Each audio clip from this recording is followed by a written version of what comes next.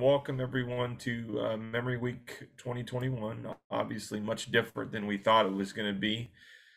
We kind of I miss everybody bussing down and enjoying fellowship together as we advocate for the issue that we love and one that we need to find a solution to. So I want to start off by playing a short video, and then I want to introduce our chapter president and our Region 6 lead for Missouri, Kansas, Oklahoma. So let me play this video for everyone.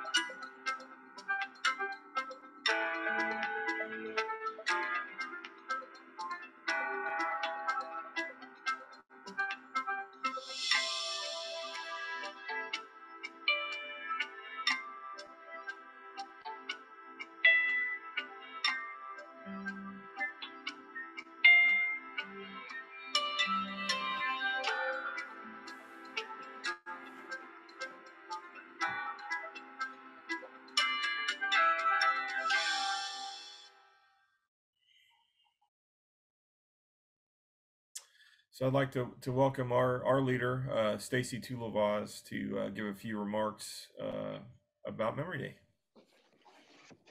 Thank you, Jerry. Thank you for your leadership, Jerry. And welcome everybody. This is one of my most favorite events, Advocacy Day, Memory Day, and what a great group we have, 12,000 strong across the state of Missouri. You are a powerful force. So thank you all so much. Again, my name is Stacy Tulavaz. I'm the president of the Greater Missouri chapter. We also in Missouri have another chapter, Heart of America, that is here as well. So Heart of America, chat in. Those volunteers that are here from Heart of America, Greater Missouri, again, we so appreciate our advocates across the state. So thank you. You just saw the Alzheimer's disease facts and figures. This was released yesterday, so you're seeing it hot off the presses. The findings reveal the burden of Alzheimer's and dementia on individuals, on caregivers, on our government, and the nation's healthcare system. You saw that the numbers continue to grow, and they are growing fast. You know all too well that there are people behind every number. For the state of Missouri, 120,000 people facing Alzheimer's disease. Women and minorities are impacted in greater proportions. Dementia continues to be the most costly disease. The numbers are increasing, and the caregiving burden continues to grow. Caregivers are facing their own health issues. In the state of Missouri, 64% of caregivers have chronic health conditions of their own. 35% of caregivers are dealing with depression. They need our support now more than ever. Alzheimer's is not just memory loss. Alzheimer's kills. This year, 2,782 Missourians died from Alzheimer's disease. This number is 20% higher than expected, no question, due to COVID and the impact of COVID. We know that COVID disproportionately impacts the aged, and we know that persons with dementia have an increased impact from COVID. First of all, my heart goes out to anyone facing COVID or who has lost a loved one to it. It is tragic. We as an association, we pivoted immediately to providing programs and support virtually across the state and expanded our reach across the state during that time. We also enhanced our online resources and have new information on our website dedicated to COVID and navigating caregiving at home or in long-term care. In our facts and figures report that was also just released, there's a special report on race, ethnicity, and Alzheimer's in America. And this examines the perspectives and experiences of Asian, Black, Hispanic, Native, and white Americans in regards to Alzheimer's and dementia care specifically. What we found is that access and equity in services must be addressed. The report, as you saw, found that discrimination is a barrier to Alzheimer's and dementia care. You saw that only 53% of Black African Americans felt a cure would be shared equally. 3 in 10 Hispanics do not believe that they will live long enough to face Alzheimer's disease. There's so much work to be done. And here's what we're doing. Here's what you're doing, right? We advocate. You're here today to change the trajectory of this disease. We raise money. Our Walk to End Alzheimer's last year across the state raised over $2 million. We fund research and we do research when there are gaps in knowledge. We connect and we collaborate with partners to impact all communities. And we work on systemic changes to healthcare and other systems. As always, please share our 1-800 number that's available 24 hours a day, 7 days a week, that's proven to change lives and provide answers. And as always, we need more advocates and we need more volunteers for continued systemic change. On behalf of the 2 chapters that serve Missouri, on behalf of the 120,000 individuals facing this disease, we want to thank our legislators for your support. And we want to thank you, our advocates, for helping us change the world. Thank you. Thank you, Stacy. I guess this is the first time that I've had to run something like this, so I may have forgotten to introduce myself. My name is Jerry Dowell. I serve as the Vice President of Public Policy for the Alzheimer's Association Greater Missouri Chapter. So I work with you, our advocates. I work with the General Assembly, and I work with our Missouri Congressional Delegation. So I've got another short video that I'd like to share from another one of our statewide officials that we work with as a partner. So let me share that with you guys now.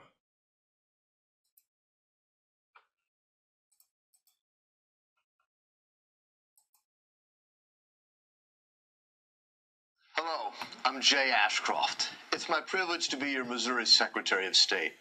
Investor protection is a key program within our Securities Division. I'm honored to be a part of this year's Advocacy Week and thankful for the partnership between the Secretary of State's office and the Alzheimer's Association of Missouri. Many of the people I serve and seek to protect are elderly or vulnerable citizens. There is no other group more vulnerable than those who suffer from dementia. In light of the COVID pandemic, which has left many Missouri seniors homebound, I believe our mission is far more critical now than ever before.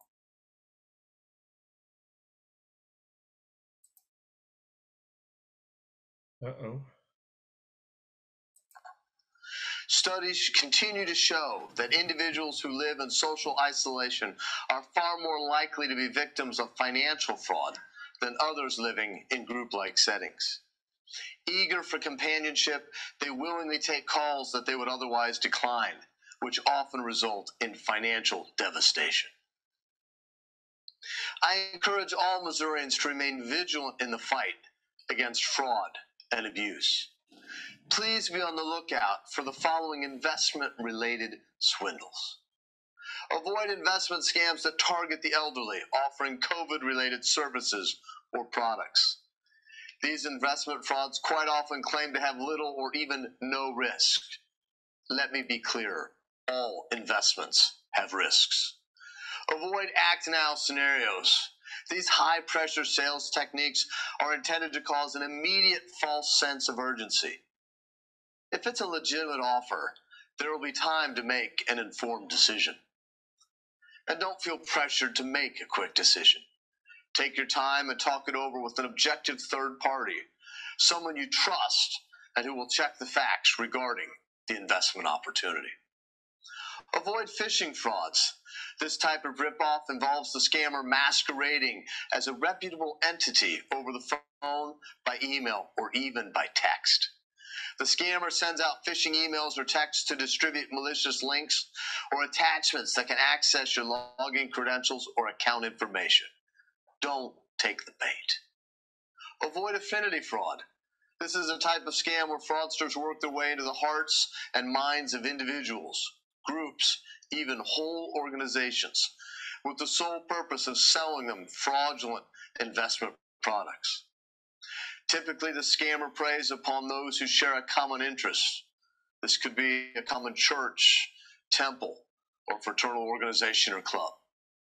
For all those wonderful caregivers out there, I am asking you to be an extra set of eyes and ears for those that are most susceptible to fraud and abuse, and remain steadfast in your commitment to protecting Missouri's most vulnerable class of citizens.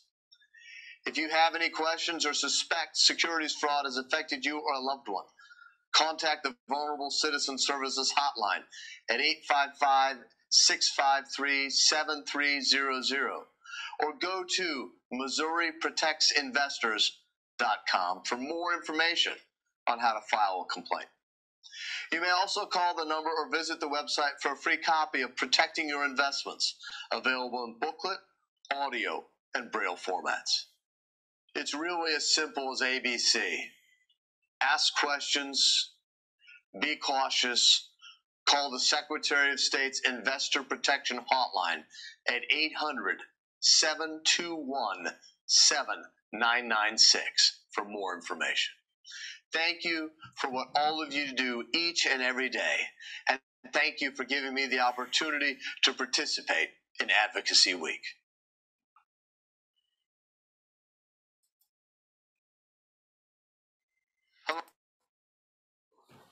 All right. Well, obviously we have a great partner in the Secretary of State's office. I want to introduce next someone that is another great partner that we work with at the state level, and that's Jessica Back. She's the Division Director for the Division of Senior Services and Disability Services for the Department of Health. So I'll let Jessica take it away, and then maybe we'll have a few questions for you afterwards. Hi, everybody. Thanks, Jerry. It's great to be here today. I really appreciate the invitation and value our partnership with the Alzheimer's Association. Division of Senior and Disability Services is responsible for the programs that operate to both protect the safety and health of individuals who are older adults with all types of conditions, but also to maximize their independence.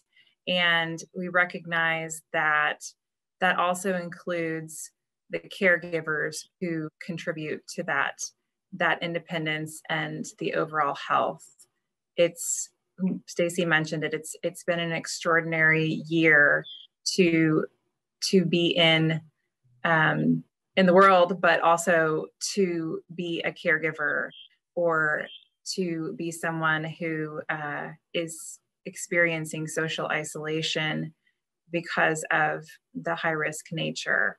And our agency is really been focusing a lot on how we can help improve lives, but also keep seniors safe during this time. One of the, just a few things about the programs that we operate. We are the statewide unit on aging, so we're responsible for the adult protective services in Missouri. We operate the statewide abuse, neglect, and financial exploitation hotline, taking calls and receiving approximately 30,000 reports every year that we investigate and provide protective services to adults who've experienced this type of crime. And we're very, very happy to say that despite COVID, this year we were able to have some successful prosecutions. One stands out in my mind. We had an elderly individual with dementia, and it was a family member. I think our Secretary of State mentioned that it often is someone close to that individual who is the perpetrator of abuse, neglect. But in this case, it was financial exploitation, and those cases can be very difficult to work with the local prosecuting attorneys, and law enforcement officials are often hesitant when it's a family matter. But we were able to successfully partner with them to prosecute in this case and get a felony charge of financial exploitation against a vulnerable person. So we're continuing down that path of making improvements so that we can provide the best protection possible up front as far as education, but also hold those accountable when it does happen. Another program that we operate is the Ombudsman Program, which advocates for residents' rights in a long-term care facility. And we have the Older Americans Act programs through the Area Agencies on Aging. They are in every community, and I know you're all probably familiar with the great work that they do. One of the things that I wanted to point out is that the effects of going from just a portion of older adults being homebound to all of the sudden every older adult needing to self-isolate right now and maybe not having the family supports there. The home delivered meal demand from our Area Agencies on Aging went from around 39,000 last year to 76,000 and climbing. So there is really a huge need out there, and we're happy that we can help to meet that need during this extraordinary time. One of the programs that I wanted to talk specifically about today is our Home and Community-Based Services program. Our agency authorizes services in the home for older adults and adults with disabilities, including the respite care through our aged and disabled waiver, but also personal care and transportation, and really anything that helps to meet the needs of those who would otherwise require care in a nursing facility. We want to do everything we can to maximize the independence of older adults and allow them to remain in that setting of their choice. The program has about 63,000 participants, and it's been around for a long time. The program requirements have also been around for a very long time. I've been at the agency for 16 years and been honored to serve as the director for the past 3. And one of the things that I really knew from being here for a while that I wanted to address coming into leadership was the requirements for our Home and Community-Based Services program. They were officially put into regulation, the eligibility requirements to receive home care and respite, in 1982. They were actually developed earlier than that, in the 70s. I can't find the exact year in our historical documentation, but so in 1970s, these criteria were developed and have not been changed or updated since. And we know that research is changing every day on who has a need and what indicates a need and what conditions require someone to need that type of support. So the fact that we're operating under 40, 50-year-old eligibility requirements means that we have a gap, and it is a gap that we are really no longer willing to let be there.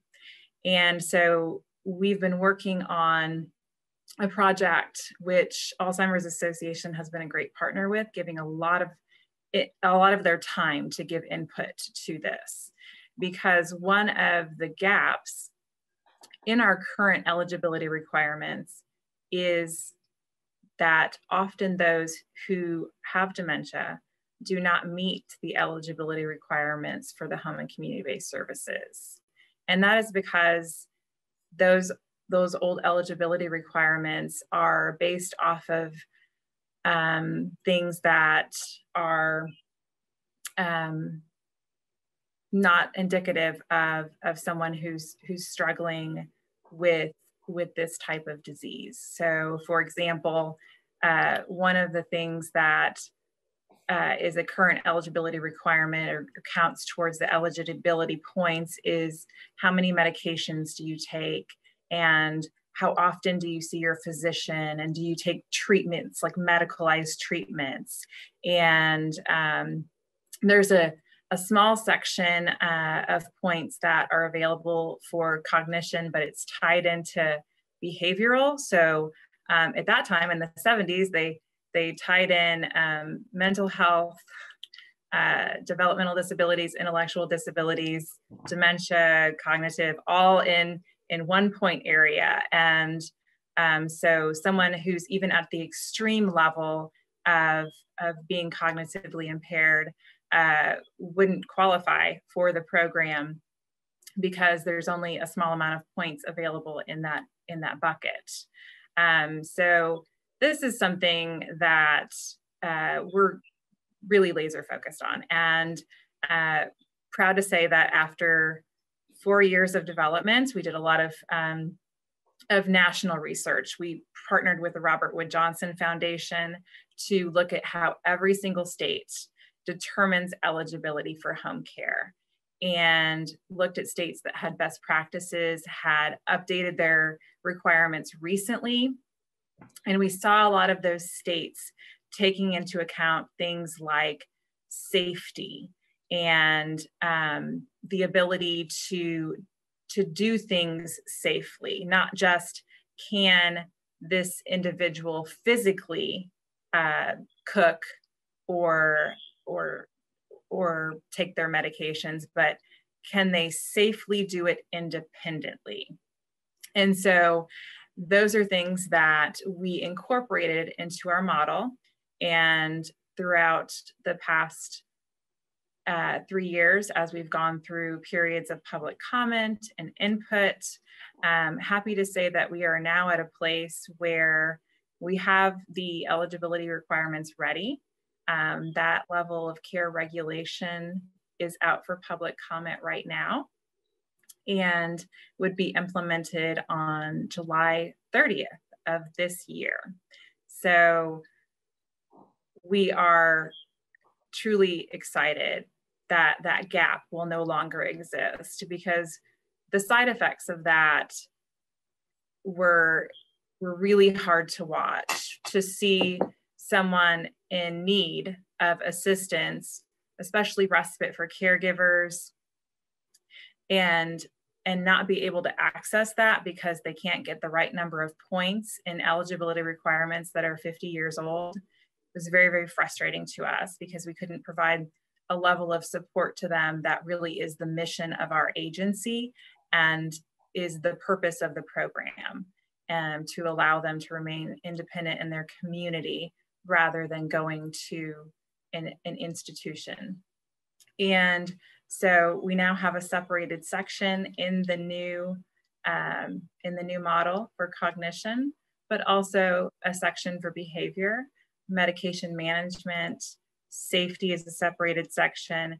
So when individuals begin to have a need for assistance, once this is implemented, we are very excited that gap will no longer exist and we'll be able to provide the care that is needed.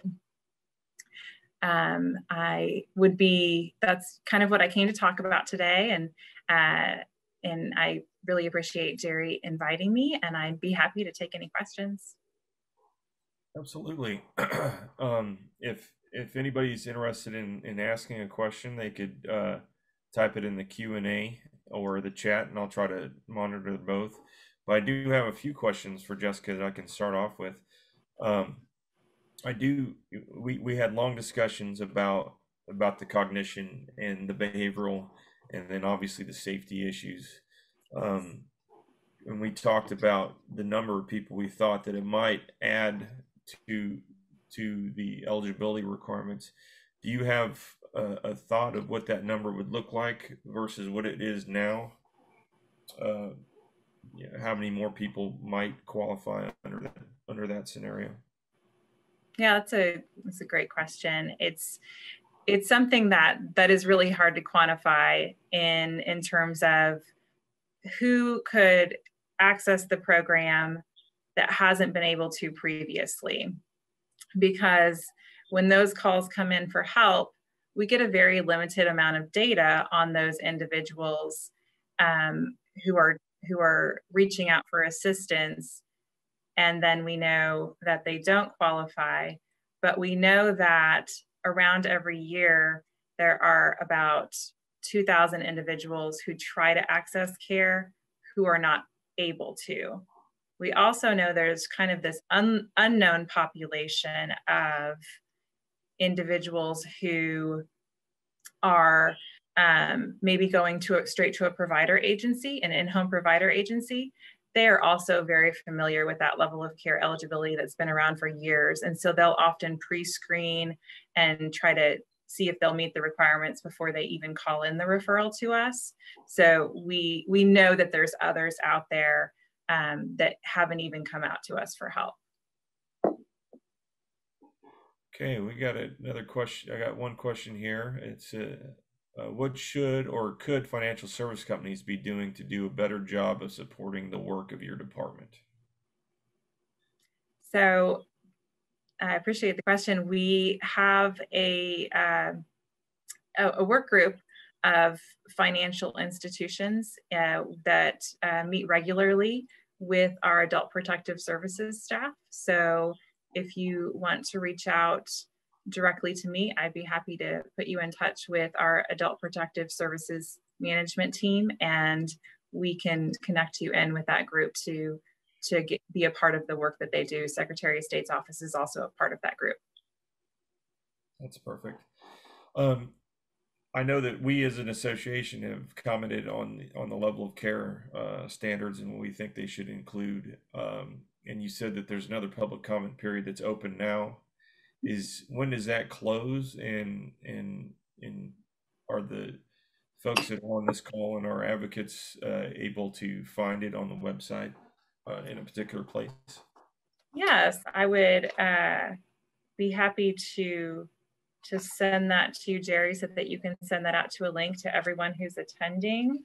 The comment period is, and I have to look at my timeline because there's two of them. There's one for waivers and one for regulation.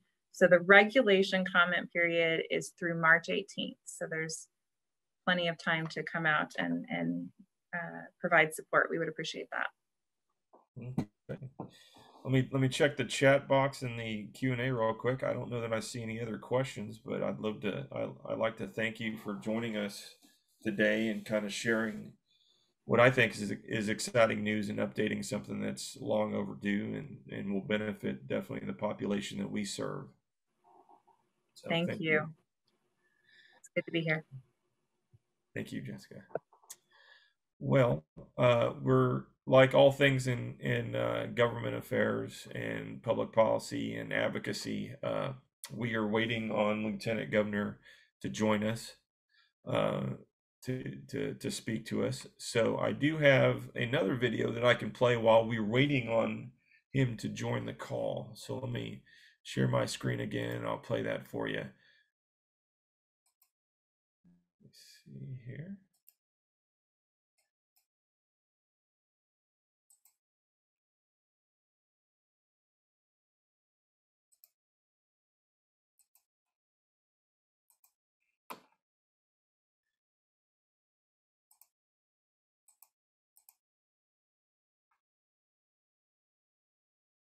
Hello, I'm Jay Ashcroft. It's my... Good morning, everybody, and welcome. My name is Chris Cottle, and I am with the Greater Missouri Chapter Alzheimer's Association. My journey with the Alzheimer's Association began in April of 2012 when my father, Brian, was diagnosed with early onset Alzheimer's. He was 52 at the time. I immediately became involved with the Columbia Walk to End Alzheimer's. Oh.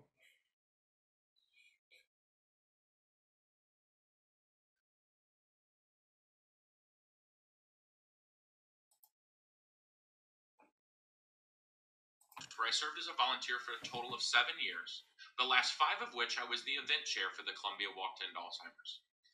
In September of 2019, I came on board as a staff member for the walk manager of the Columbia Walk, Macon Walk, and Kirksville Walk to End Alzheimer's. Today, I would like to highlight 2 women across the state of Missouri whose volunteer and advocacy efforts are unparalleled. So help me welcome Krista Rail and Amelia Cottle. Good morning, Krista. How are you doing? Good morning, Chris. I'm doing well, thank you. And thank you for inviting me to talk today. Thank you so much for taking the time to be here. My first question for you is, how did you become involved with the Alzheimer's Association? I got involved with the Alzheimer's Association about 4 years ago. It was around the same time that my mom was diagnosed with Alzheimer's. In what ways are you involved with the Alzheimer's Association? Support group, advocacy, walks? Well, I got involved with the Alzheimer's Association ago when I attended Memory Day for the first time. After that, I decided to get involved with the Walk to End Alzheimer's, and I ended up being the chair of that event for 3 years. And then 2 years ago, we started Alzheimer's Awareness Day in Jefferson City, which is turning out to be a great annual event. One other thing that I do is attend support groups. And even though my mother passed away in 2018, I continued to go so that I could share my story and I could share my experiences, hoping to help other people along the path. Krista, what has been the most rewarding part of your advocacy efforts? Being an advocate is very rewarding. I have met my senators and representatives at both state and federal level. I have watched as we've been able to push through legislation that is beneficial to any family that has been touched by this terrible disease. And actually, a couple summers ago, I was there when the governor signed into law the Structured Family Care Act, which was something we had worked on specifically at Memory Day. So it's great to see that we're making progress. Krista, thank you so much for taking the time to share your story and your experience with us today. Well, thank you, Chris, and thank you again for inviting me to talk today. And thank you to everyone that's participating today. We are making a real difference in so many people's lives. Thank you again. Good morning, Amelia. How are you doing today? Good morning. I'm so happy to be here. Memory Week is an exciting time, and I appreciate the opportunity to share my enthusiasm for Memory Week and all that it means to me, to my family, and to the dementia community. That's awesome. Thank you so much for taking the time to join us. So my first question is, what types of resources did the Alzheimer's Association provide you or others that you know about? The Alzheimer's Association provides amazing resources to families across the United States.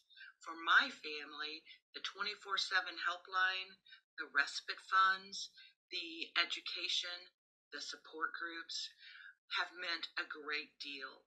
And those things mean a great deal to families of dementia patients and to the dementia patients themselves.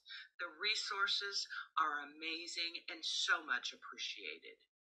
So Amelia, why do you think it is important to advocate and educate lawmakers on policies and budget issues that will help those with Alzheimer's and their caretakers?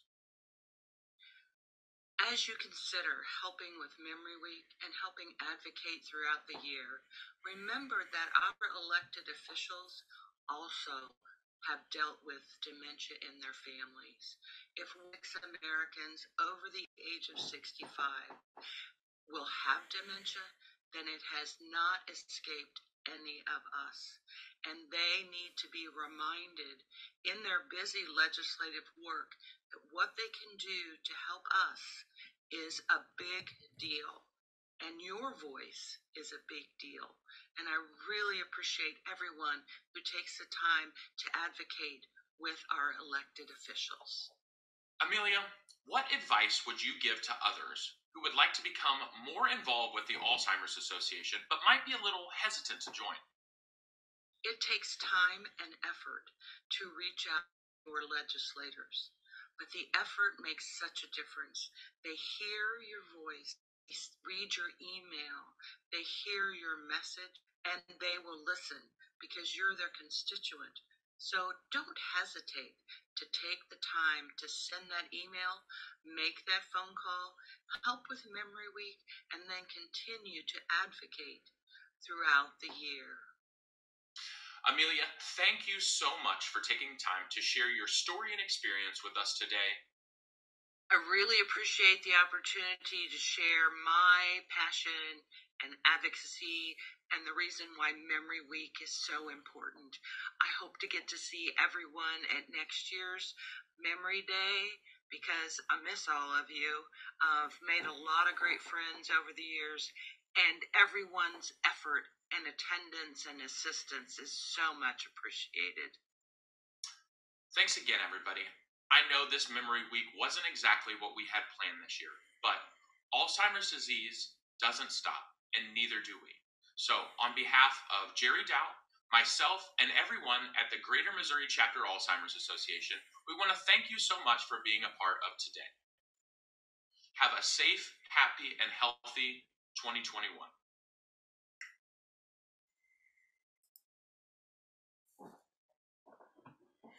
All right. Thank you to Chris and company for helping with that video. It looks like Lieutenant Governor Kehoe has just joined us, or is getting ready to join us. So we'll wait for his connection to come through. Hopefully.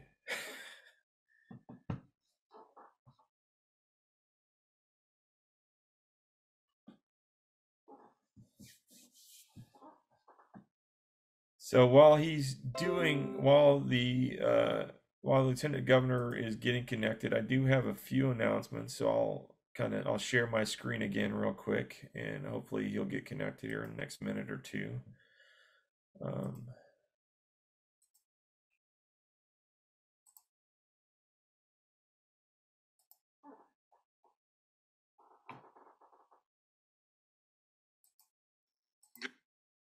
So I want to mention one thing real quick. So the Alzheimer's Association, we essentially do our advocacy through an organization that we created called Alzheimer's Impact Movement, or AIM, and that allows us to advocate policies with our state and our federal congressmen and through the federal and state departments that are going to increase investment in research and help us improve policies that will help us with enhanced care and improvement and support. So I encourage you to join AIM and become part of the effort. There are a lot of briefings and other things that you will gain access to policy wise, and different calls and access to legislators. So I encourage you to join AIM at alzimpact.org. This is inside the Memory Week or Advocacy Week book that I put together for you, but 5 reasons that I think you should join AIM, and the website and a referral code down there for you to take a look at. And then one of the last things that I'll say before hopefully Lieutenant Governor is on and ready to speak. We also advocate in this day and age. Obviously, we're on a virtual program today, and a lot of our advocacy is done through emails and telephones and text messages and things like that. So the resources that we have at the Alzheimer's is a program called Phone to Action, where we talk about the number of advocates that we have throughout the state. We have a number of advocates on Phone to Action that will have an alert to contact your congressman or your legislator or the governor about some important policy that we have. And so you can join Phone to Action by texting ALZMO to 52886. So I encourage you to do so. It's really easy. You can send an email directly from a Phone to Action alert to your legislator, and it's really an easy thing, quick and easy thing, and something that will help the cause. So let me check to see if Lieutenant Governor is on. Looks like he is still connecting. Give me 1 second, and we'll see if we can hopefully get him on with us.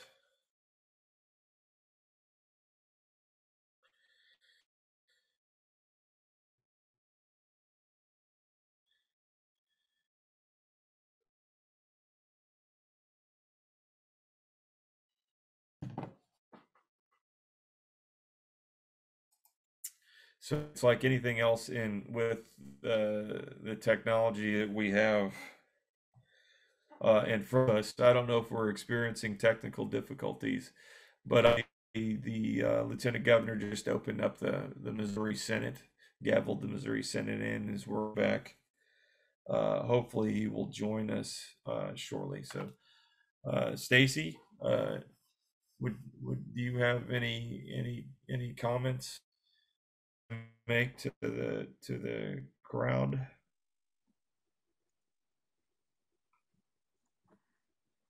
Just always, again, always thrilled to have all these advocates out there. Again, when you look at that number of advocates that we have and the work that you're doing, it's just incredible. I hope you feel your power. I hope you are flexing your muscles. And so again, we just deeply appreciate it. And remember, AIM. Anybody who's not an AIM member, please join. It is our advocacy arm and very important, and we do get a lot completed through AIM. So again, thank you. We've made a lot of great strides, and under Jerry's leadership, we've really led the way on getting some things completed in the state of Missouri, so we appreciate that. Thank you. I'll probably highlight some of the programs that we've got. Obviously, we as an association, when we shut down our offices nationwide on March 12th, we immediately to provide our services virtually through volunteer-led efforts and things of that nature. So we have education programs that we have out there in the community that we're providing, and we have a series of programs in March. I think you can go to our website to take a look at that. I think we've got 10 or 11 programs, I think, this month of March, from COVID and caregiving to 10 signs of Alzheimer's and all kinds of education programs for caregivers, for loved ones, for those that are struggling through COVID and figuring out how to connect with the people that they're taking care of. Also, I know that we have a 1-800 number that you can call, and I am looking for the number because I don't know it by heart. I think everybody will kill me by that. I don't know, Stacy, do you have the 1-800 number that we can share with everybody? Let's see, business. Somebody put it in the chat, but 1-800-272-3900. And again, we see when people call the impact it has on their lives, because we get to hear in their voices how all of a sudden they feel like they've got that support. So I hope that everybody today will come out and spread the word, send out more of the 1-800 number.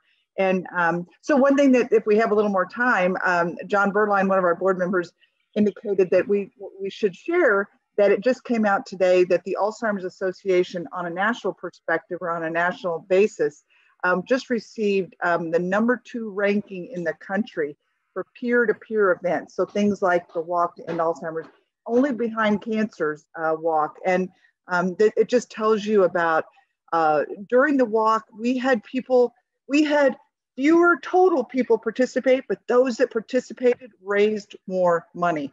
And so we are so deeply appreciative. And we saw that across the nation. We saw it in Missouri, we saw it in Kansas, we saw it everywhere. And so again, you guys are changing the world. We appreciate it. Great impact. Well, I've been furiously texting the Lieutenant Governor's staff. It's my that he is in the office and is ready to get on. So hopefully we will hear from him shortly. So, well, there he is. There he is, Lieutenant Governor. Welcome. Hi, Jerry. I'm so sorry we're late. We're on Senate time. You were well aware of what that means. So Senate got started late and I couldn't get out of anyway. I'm happy to be here with you today. I'm glad you're here because I was running out of things to vamp to keep it going, but I will kind of pass to you to kind of speak real quick. I will ask the advocates that are on the call with us to, if you have a question for the Lieutenant Governor, please put it in the chat or the Q&A, and I'll peruse that, and maybe we can ask a few questions after the Lieutenant Governor speaks.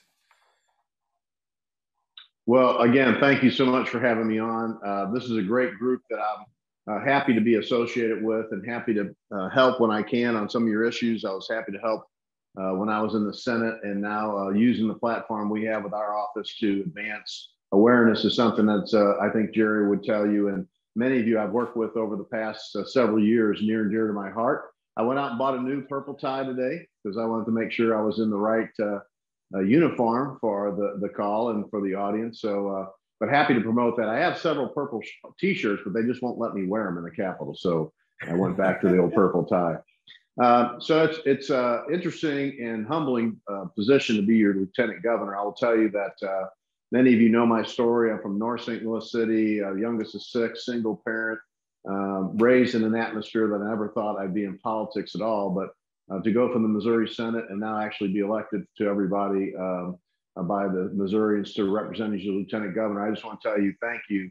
And it's a job I take seriously, and it's something that my wife and I, who's very much involved with us as we travel the state, really appreciates how Missourians have welcomed us and opened us up. And especially when we talk to groups such as yourself, who are advocating so passionately for a cause that's so near and dear to probably everybody on this call's heart, as is involved usually because they have had a close friend or relative or somebody suffer from this horrible disease. I know I've known several people. I really don't, quite frankly, think you'll meet anybody in this state or country that doesn't have a close story about somebody who suffers from Alzheimer's. And to build awareness and continue to build awareness at state advocacy, I think is fantastic. And we will get back to the days where you'll be able to come to the Capitol and see all of us and make sure your elected officials continue to know how that important is to our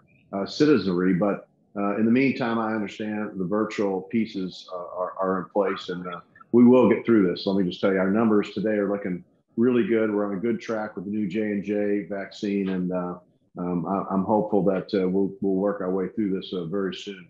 I know you've got a couple of initiatives out there. Representative Mayhew is a good friend of mine who's got your 989, House Bill 989, Alzheimer's State Plan Task Force.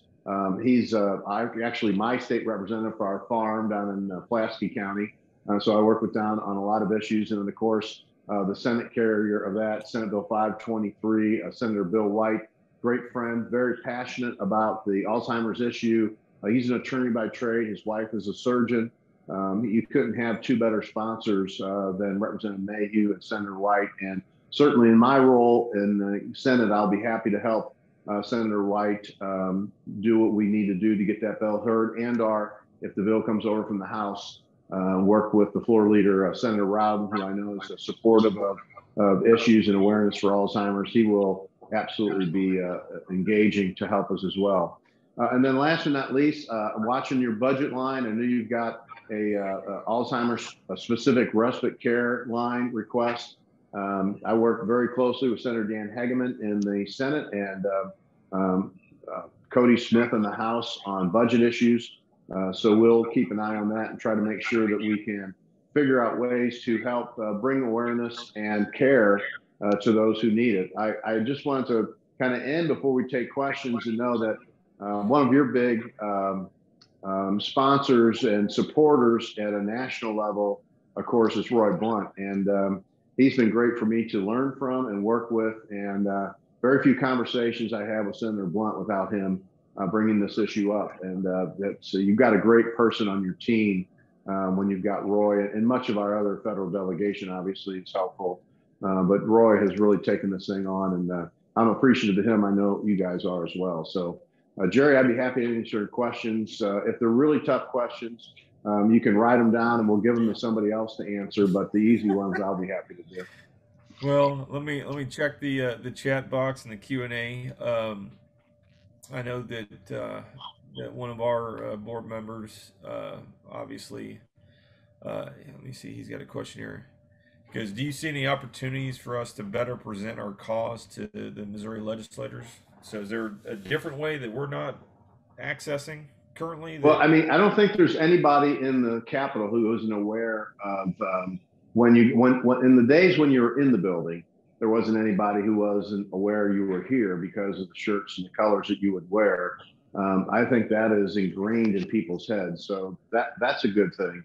But yes, to answer your question, there always is ways to improve those relationships, and that is to take your volunteers, your board members, your great network across the state, and just have them interact with their elected officials, maybe when they're back home in their districts. And so you might go to a Rotary meeting or chamber meeting or some presentation where a House or Senate member is kind of giving you a Capitol update or whatever. And to the extent you can go up and introduce yourself and tell them how Alzheimer's has affected you or your family or why you're involved with the organization. And then make him or her aware of the issues that you're tracking down at the Capitol. I think that's always a good thing. And like I said, when we get back to the days where you can, be here in a group, those are very effective. We have multiple groups that are very effective. Yours definitely is one of them.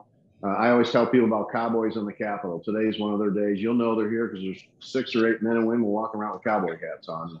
When the construction guys come, they got lime green vests on. And so when Alzheimer's are here, we're going to see the purple. But and by the way, more and more people are starting to visit the Capitol as we get the vaccine out. So maybe towards the end of the session, you can actually walk the halls. But I would just encourage your members to take advantage of being able to just update their elected officials when they see them back in their home districts. That's a great advice. I know that, and we'll be sharing this with our General Assembly members and with you and the governor. But yesterday we released our 2021 facts and figures nationally.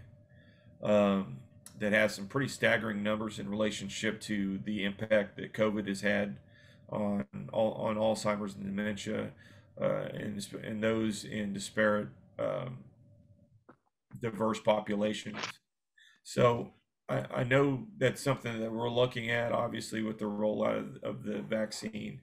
But do you think that there are things that we should look at to kind of reach diverse populations across the state that we're having a hard time with now through I know through state programs and other things like that? Yeah, I mean, it's really a matter of getting more vaccine, and that's why I mentioned the Johnson & Johnson up front. Additional supply will help us fill some of those holes. And then, as you might have seen, I think it came out either last night in this morning's news, the state actually contracted with an outside agency to look at where the holes were in the vaccines. And everybody's got to remember, we're really just, about 90, not quite 90 days into this with the vaccine, about 80 days, I think, 78 days. And so we've vaccinated first shot over 14% of our population so far. The J&J will definitely help us now that we're hearing and seeing the holes. And by the way, it's different in different parts of the state. We're seeing some parts of the state that are successfully getting to some of the economic challenge and some of the health challenged people a little bit more successfully than in other parts of the state. So it's not, unfortunately, it's not a one broad paintbrush stroke that fixes the state because different issues and areas are certainly different challenges. So, but we'll continue with additional vaccines and with this research we just got back today. And certainly any input you can give us, Jerry, and please share it with myself, Dr. Williams, and Robert Nodell. We'll be happy to try to help plug those holes that we might be missing. Oh, thank you. And I would just add, we appreciate that. And Lieutenant Governor, this is Stacy Tulavas at the chapter, but I think what we know is that COVID is shining a light on, and certainly related to COVID and health access and health equity and underserved populations, it really is shining a light on some systemic problems throughout. And so we appreciate that, and actually would love to sit down with the HHS director and start talking about what we can do to have an impact in that area as well from a systemic standpoint. So I appreciate you bringing that up because we would like to look even broader at how we can have a great impact. So thank you. Yeah. I'm sorry we had to have this pandemic to get to that point, but it is what it is. We are where we are, but let's take advantage of what we've learned and try to make sure we do better with it. Well, very good. I know that you're a very busy man, and we don't want to prolong this, but we are very thankful for your support, for your advocacy, and for your willingness to meet with us whenever we ask. So, well, you'll have a friend of me as I started off the call, Jerry, and you know, and some of your members know. You know, as I said, my mother raised us. We lost her a year and a half ago. In the last several months, suffered very much from dementia, and wasn't the reason she passed, but certainly it was an experience that was challenging to our family. And so I know what you're going through, and I appreciate your advocacy. Thank you, Lieutenant Governor. All right, have a great day. God bless you guys. Thank you. So just to give us a close here, I want to thank everyone for participating. If one thing that we talked about earlier, Phone to Action is a tool that we utilize to reach our legislators. With the way that Memory Week has gone, we haven't had the opportunity to reach the number of legislators that we typically do on Memory Day. You know, we have 10 virtual meetings scheduled. We have this. We have sent them emails, but there's nothing like a face-to-face with a constituent.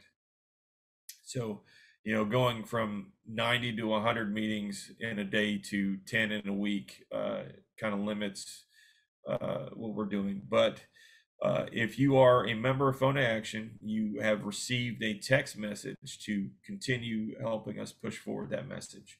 So if you click on that link, it'll take you to a screen to send an email to your state legislator, your state rep, and your state senator, talking about our priorities. If you're not a member of Phone to Action, please text ALZMO to 52886 to join us. So I want to thank everybody for joining us today, and let's continue to move the policy efforts forward in a world that is going to be without Alzheimer's. So thank you everyone.